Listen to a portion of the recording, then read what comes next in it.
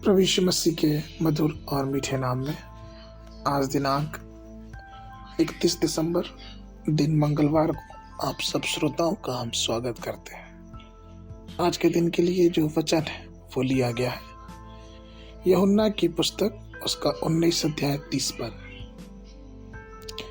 जब यीशु ने वह सिरका लिया तो वह कहा पूरा हुआ और सिर झुकाकर प्राण त्याग दिया। प्रियो, हम वर्ष के आखिरी दिन और इसके बिल्कुल अंत पर आ गया है। परमेश्वर की महान दया से हम इस वर्ष को पूरा करने जा रहे हैं और ये सिर्फ इसलिए संभव हुआ है कि परमेश्वर के अनुग्रह की दृष्टि हम सब पर बनी है।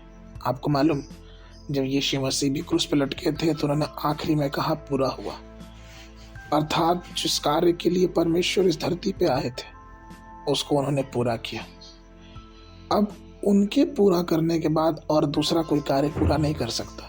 आप ऐसे समझें कि अगर कोई मिस्त्री आके कहे कि इस सुंदर से ताजमहल इससे अच्छा ताजमहल मैं बना सकता हूँ, तो ये बात कितनी मानने योग्य रहेगी, क्योंकि हमें सबको मालूम है कि यह जो ताजमहल, आज का जो ताजमहल है वो दुनिया के अजूबों में गिना जाता है और इसे बहुत कड़ी मेहनत के बाद बड़ी खूबसूरती के साथ सजाया गया है।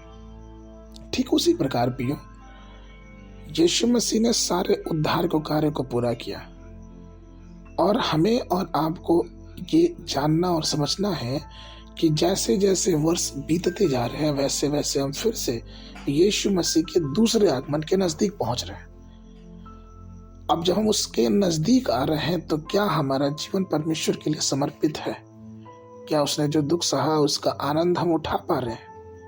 जिस प्रकार से दाऊद कहता है कि हर बातों में हे मेरे मन यहोवा को धन्य के, क्या हम इस वर्ष के अंततः में आके उस महान परमेश्वर के सारे कार्यों को याद करके क्या हम उसको धन्यवाद दे सकते हैं?